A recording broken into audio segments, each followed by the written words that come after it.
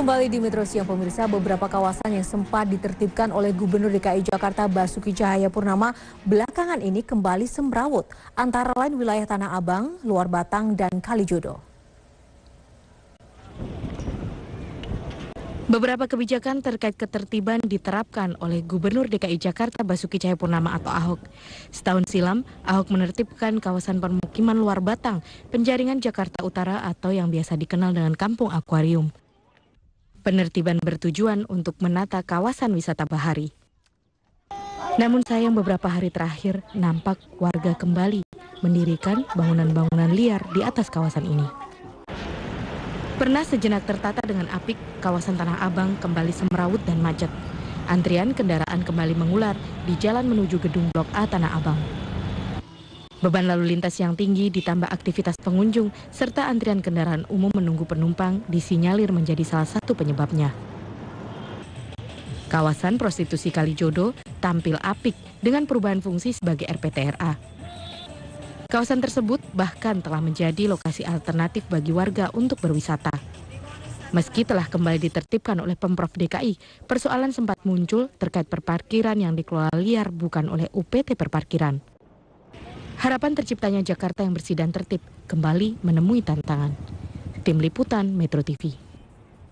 Ya, itu dari pemirsa fenomena terkini gejala-gejala kesemrawutan yang terjadi di sejumlah titik di Jakarta. Dan untuk memantau kondisi terkini kita langsung tersambung bersama Wilson Purba yang saat ini berada di Batang. Kita akan ke Wilson. Wilson?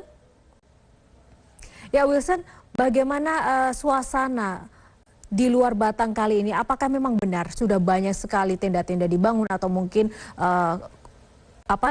bangunan-bangunan kumuh liar yang ada di sana saat ini sudah berdiri kembali? Ya Yohana, benar sekali, pasca 1 tahun penggusuran Kampung Akuarium Jakarta Utara, saat ini sudah ada berdiri sekitar hampir 100 bangunan baik permanen maupun non-permanen. Untuk bangunan non-permanen ini berupa rumah-rumah dibangun dari triplek ataupun kayu sisa-sisa hasil penggusuran setahun lalu, dan ada juga bangunan non-permanen seperti tenda-tenda. Ada 4 tenda besar yang disediakan di sini, yang satu tendanya itu bisa menampung sekitar 20 orang, artinya bisa menampung sekitar 4 kepala keluarga di situ.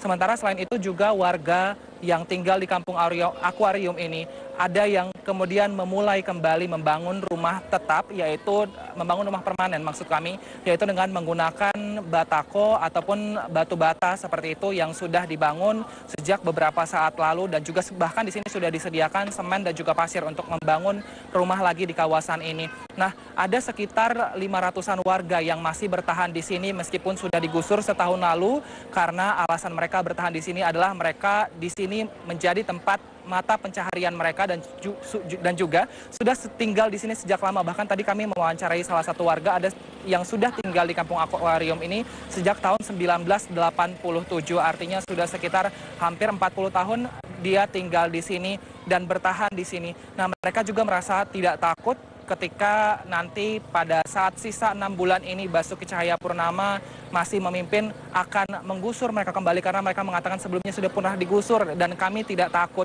Namun yang kami minta di sini adalah sebuah diskusi bagi Pemprov DKI Jakarta agar menemukan titik tengah apa yang dimau dari masyarakat dan juga apa yang dimau dari Pemprov, sehingga titik tengah itu nanti akan menjadi solusi bagi warga yang tinggal di sini dan juga bagi Pemprov DKI Jakarta. Yohana. Ya Wilson, dari harapan masyarakat tadi, apakah memang sudah ada komunikasi dengan aparat atau pemerintah setempat? Ya Yohana, hingga saat ini belum ada komunikasi dari aparat ataupun pemerintah setempat. Bahkan warga hingga saat ini meskipun sudah kejadiannya setahun lalu, warga masih mengeluhkan pada saat penggusuran tahun lalu mereka hanya diberikan waktu sekitar 11 hari untuk berbenah, untuk berberes-beres seperti itu, ataupun untuk mencari tempat tinggal lain pasca lokasi ini digusur. Dan mereka menyayangkan itu karena waktunya sangat singkat dan juga belum ada diskusi antara Pemprov dan juga bagi warga yang tinggal di sini. Memang Pemprov sudah menawarkan rumah susun dan sebagian warga di sini juga ada yang sudah pindah di 3 rumah susun, diantaranya adalah Rusun Marunda, Rusun Rawa Bebek dan juga Rusun Bunda Suci. Namun sekali lagi itu belum menjadi solusi bagi seluruh warga yang tinggal di sini, karena mata pencaharian mereka. Sebagian warga bekerja di kawasan Cengkareng dan juga menjadi nelayan ataupun menjadi pembantu nahkoda yang lokasi kerjanya ini hanya berjarak sekitar maksimal 1 kilometer dari sini, dan juga